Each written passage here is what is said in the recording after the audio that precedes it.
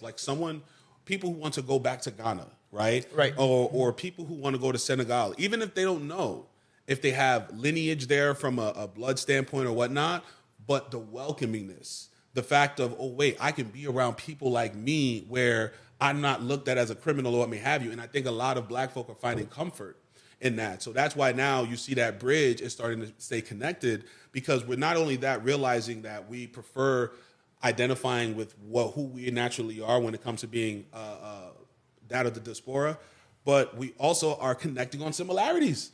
True. The fashion, the food, the music, right? So and I think people came to realize that more with the COVID, when people were, the lockdown, TikTok, social media, and now people got to know that, whatever that we're doing here, because at first people didn't really know what's going on in some of these places. Yeah.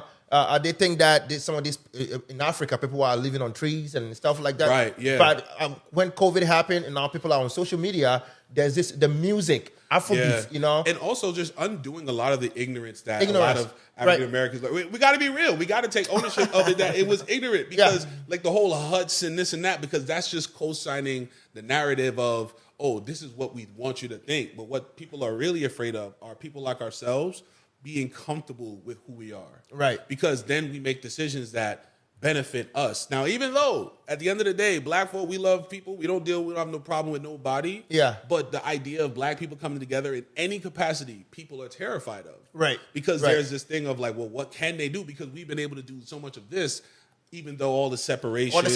We've been able to achieve a lot. So when we come together, it's a stronger power. Right. For sure. Yeah. It's a stronger power. We're learning, and we learn from each other. Absolutely. Not just as much as we learn, when we connect with the culture, because my thing is, I think there's a big conception just even with music throughout the continent. I know a lot of people say Afro beats, right? Yeah. Which actually isn't a genre, but that also kind of speaks to our misunderstanding of understanding the music, because we can hear 3 different genres of some music from the continent and not know. Not know which one is which, so they put it all in that category. Right. Afrobeat. Yeah, but there's high life, there is all this, from different parts of Africa. So let's talk about the Diaspora Day. Tell us some of the things you guys have put in place, especially for that day, because when people are coming out, we know Phoenix. I think Phoenix, in the past, people were not, as far as coming out for events, it was not really a thing.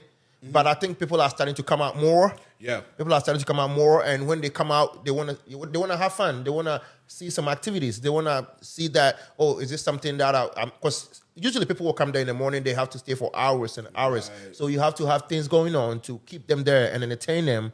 So they're going to have fun. So tell us some of the things you guys are putting in place.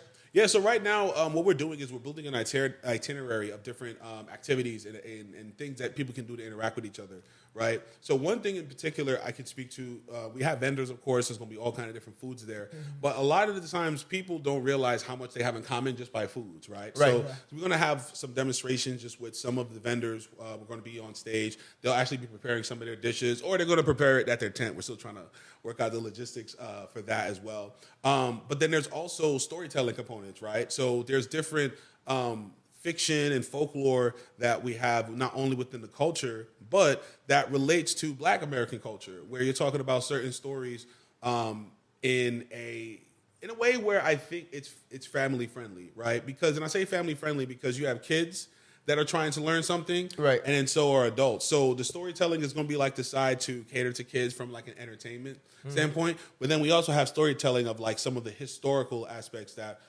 certain achievements and things like that have been made, not only through diaspora in the Americas, but in the Caribbeans as well, and throughout the continent as well, or even just in other places where most people might not be familiar. Like there's a large Black population in Brazil. Right. Yeah. So the purpose for all of these things is to expose people to something that they have seen or felt before, but just had to find it a different way. Right. So a lot of the times, people can say that, why do I cook food a certain type of way? Well, I mean, you like spicy food? Like in the Caribbean, we use ginger for lemon. We do ginger for everything. We put ginger in tea. We put it with ginger juice, pineapple ginger juice. But then that's also like a popular thing like throughout parts of West Africa. Africa, right? So and then what happens is people go, wait, I didn't realize there was that connection. Exactly. That's just one part of it, right? Or even if people think about twerking or something like that. I mean, look, everybody likes to twerk a little bit, but Twerking, that's just in the later half of the century. Yeah. Where it really originated. Now, if you go to Tanzania, it's Yeah. a big, dance. It's a type of dance for there.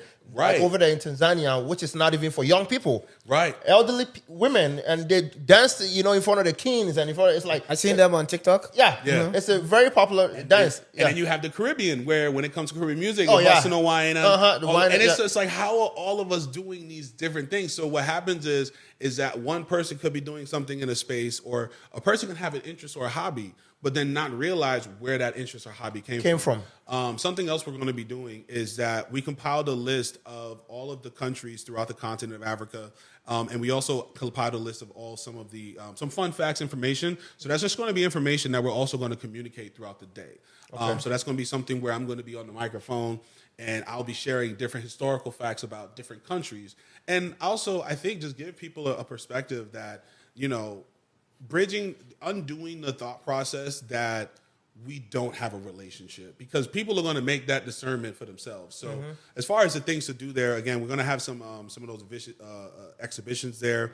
We're going to have some musical performances, of course. Okay. We're going to have some spoken word people performing as well. And right now we're still accepting vendors as well. So if you know any vendors who want to showcase something, please tell them to visit diasporadayphx.com. Hit us up, because we're always looking to find more avenues of the culture to help show visibility to, whether it's, Arizona Informant is a Black newspaper.